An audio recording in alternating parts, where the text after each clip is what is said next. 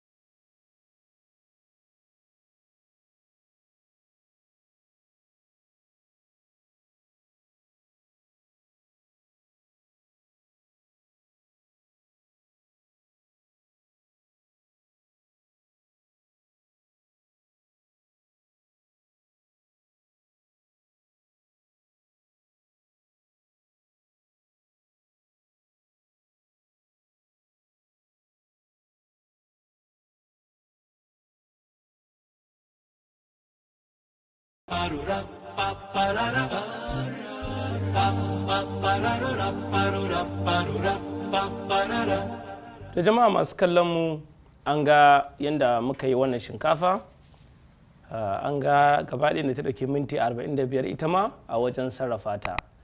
Illa dai ga yadda ta zama, za ki ga ta yi wasarsar ba ta caɓe ba. So yanzu abin da ya rage kawai, tunda dai an ce wani habi ɗairin, ai ma fara da kaza ko? Jama'a a haɗu da mu a shiri na gaba, a ga yadda za mu ƙara sarrafa shinkafa. Assalamu alaikum.